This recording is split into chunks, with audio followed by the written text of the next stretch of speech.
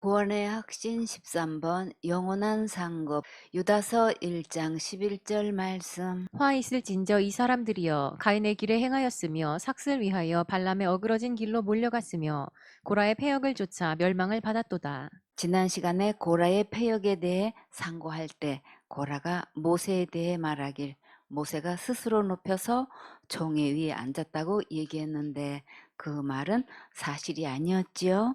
하나님께서 모세를 호렙산으로 부르셨을 때 모세에게 발에서 신을 벗으라고 하셨는데 오늘은 성경 말씀에서 신을 벗는 것에 어떤 의미가 있는지 상고해 보도록 해요. 신명기 25장 5절에 형제가 동거하는데 그 중 하나가 죽고 아들이 없거든 그 죽은 자의 아내는 나가서 타인에게 시집가지 말 것이요 그 남편의 형제가 그에게로 들어가서 그를 취하여 아내를 삼아 그의 남편의 형제된 의무를 그에게 다 행할 것이요 그 여인의 낳은 첫 아들로 그 죽은 형제의 후사를 잇게 하여 그 이름을 이스라엘 중에서 끊어지지 않게 할 것이니라.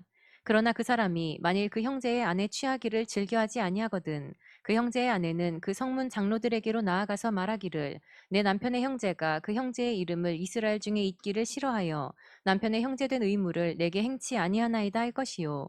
그 성읍 장로들은 그를 불러다가 이를 것이며 그가 이미 정한 뜻대로 말하기를 내가 그 여자 취하기를 즐겨 아니하노라 하거든. 그 형제의 아내가 장로들 앞에서 그에게 나아가서 그의 발에서 신을 벗기고 그 얼굴에 침을 뱉으며 이르기를 그 형제의 집 세우기를 즐겨 아니하는 자에게는 이같이 할 것이라 할 것이며 이스라엘 중에서 그의 이름을 신 벗기운 자의 집이라 칭할 것이니라. 우리 문화에서는 윤리 도덕에 어긋나서 이렇게 하지 않지요.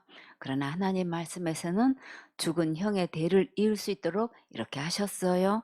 근데 이를 거역할 때는 신을 벗기고 그때부터는 그의 이름이 신 벗기운 자의 집이다. 이렇게 부르게 했어요. 또 성경에서 누가 신을 벗었나요? 보아스의 친족이 기업 물을 권리를 포기할 때 신을 벗었지요. 룻기 4장 5절에 보아스가 가로되 네가 나오미의 손에서 그 밭을 사는 날에 곧 죽은 자의 아내 모압 여인 루색에서 사서 그 죽은 자의 기업을 그 이름으로 잇게 하여야 할지니라. 그 기업 물을 자가 가로되 나는 내 기업에 손해가 있을까 하여 나를 위하여 물으지 못하노니 나의 물을 권리를 내가 취하라. 나는 물으지 못하겠노라. 옛적 이스라엘 중에 모든 것을 물으거나 교환하는 일을 확정하기 위하여 사람이 그 신을 벗어 그 이웃에게 주더니 이것이 이스라엘에 증명하는 전례가 된지라. 이에 그 기업 물을 자가 보아스에게 이르되 네가 너를 위하여 사라 하고 그 신을 벗는지라. 보아스가 롯을 아내로 맡기 전에 기업 물을 자의 서열이 앞선 자가 있었는데 이 사람이 기업 물을 권리를 포기한 것은 자기에게 손해가 있을까봐 물으지 않았지요. 신을 벗을 때는 기업 물을 권리를 포기하는 것이고 아무것도 주장할 수 없게 돼요.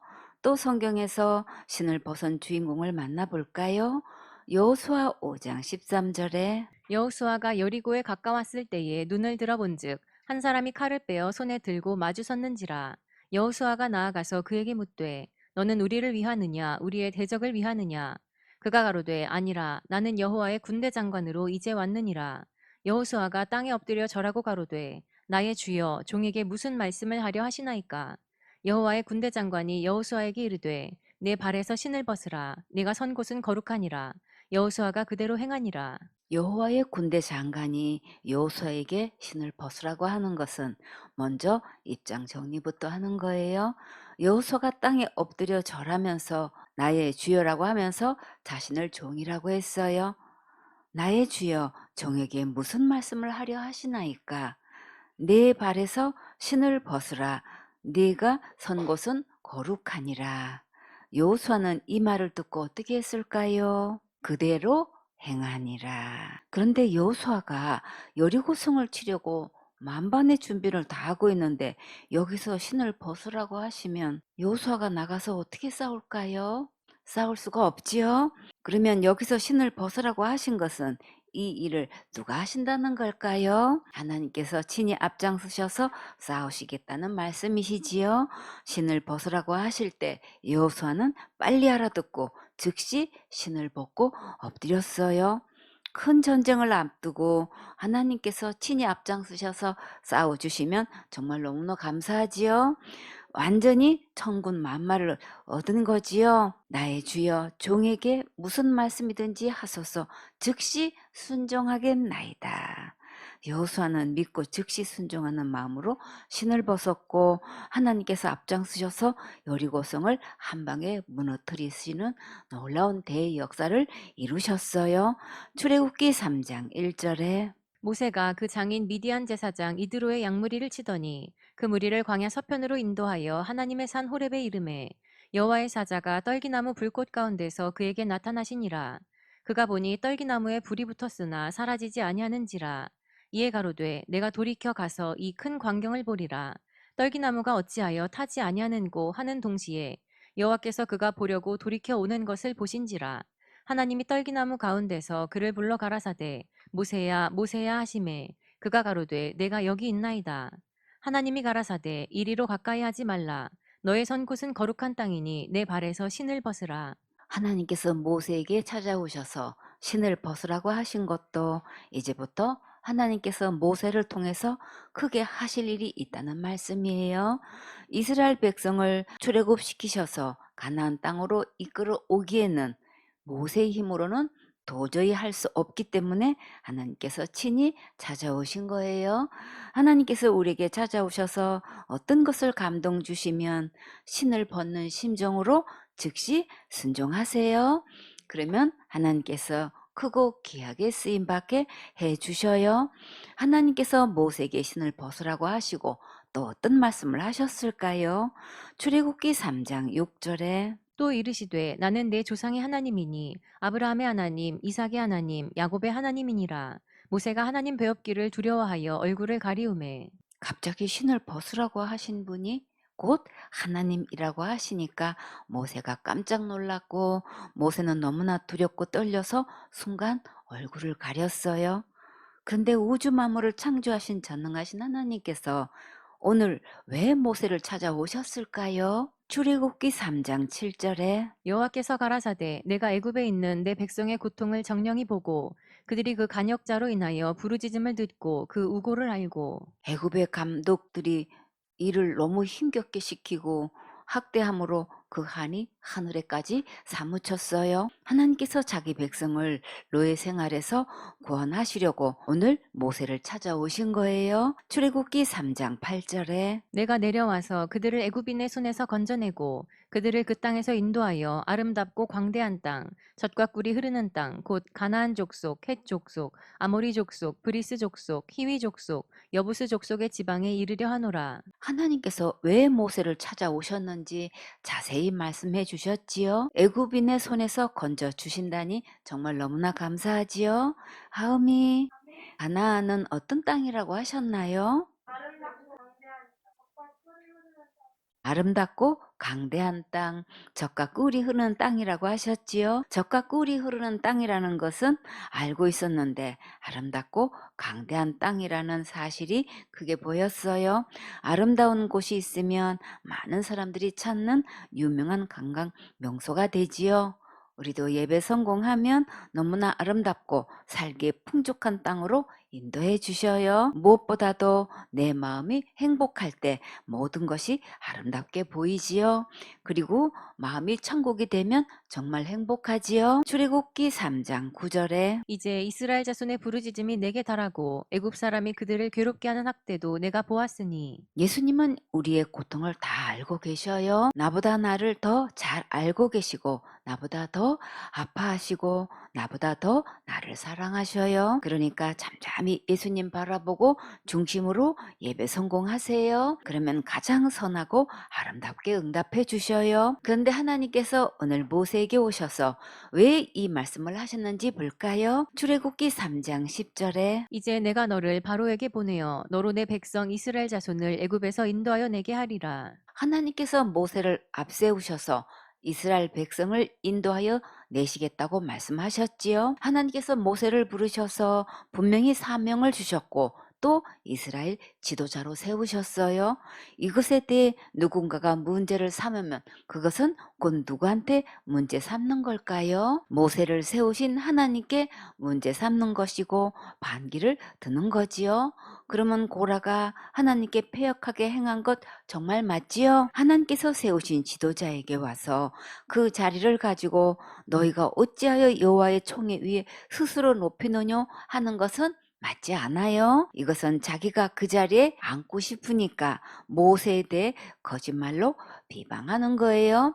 사단은 진실을 가지고는 말할 수 없으니까 꼭 거짓말에 거짓말을 가지고 꼬투리를 잡고 접근해서 해방해요. 사역자는 모든 것을 바르게 분별할 수 있는 통찰력이 있어야겠지요. 하나님은 누구에게 밝히 꿰뚫어 볼 수 있는 통찰력을 주실까요? 이것은 평소에 지도자와 오직 한마음이 된 자에게 특별히 주셔요.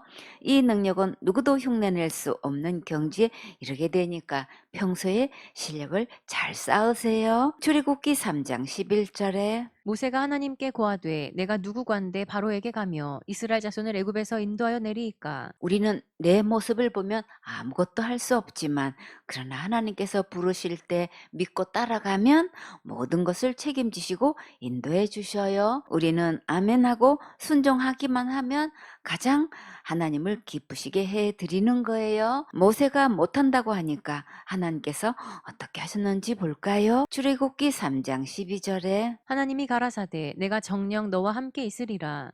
내가 백성을 애굽에서 인도하여 낸 후에 너희가 이 산에서 하나님을 섬기리니 이것이 내가 너를 보낸 증거니라. 여기서 내가 정녕 너와 함께 있으리라고 약속하신 것은 백지수표를 주신 거예요.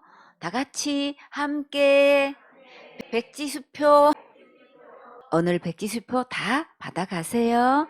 출애굽기 3장 12절에서 이 산에서 하나님을 섬기리니 이 산이 어딜까요? 호렙산이지요. 신의 산이라고도 해요. 지금 모세가 40년 동안 살아왔던 곳으로 이스라엘 백성을 인도하여 내신다고 하셨어요. 그러면 하나님께서 모세를 이곳에 먼저 보내셔서 훈련하신 건 맞지요? 사람의 관점에서 보면 모세가 애굽인을 쳐서 죽인 죄로 도망와서 40년 동안 처가살이하는 신세인데 거기에 하나님의 놀라우신 큰 섭리가 있었지요. 그래서 우리도 소망이 있어요. 하나님께서 함께 하시면 전화이복 합력선으로 역사하셔서 우리도 귀하게 쓰임 받을 수 있어요. 하나님께서 친히 모세를 부르시고 이스라엘 백성을 인도하셔서 이 산에서 예배드리게 하셨지요. 그러면 이제 하나님께서 고라의 이 패역한 사건을 어떻게 치리하실까요? 민수기 16장 6절에 이렇게 하라. 너 고라와 너의 모든 무리는 향로를 취하고 처음에는 유명한 어떤 족장 250인이라고 했었는데 이제는 너희 무리라고 했지요. 유명한 족장에서 한순간에 무리가 되었어요. 하나님 편에 서서 지도자의 질서 아래 있을 때는 진짜 유명한 족장이 될 수 있지만 하나님을 대적하고 질서를 무너뜨리는 자들은 아무리 유명했어도 한순간에 무리가 돼요. 그러니까 평소에 마음 관리 잘해서 절대 틈이 나지 않도록 해야겠지요. 누군가가 교묘하게 접근해서 자기를 위하는 척하면서 지도자와 이간질하는 것을 절대 용납하지 마세요.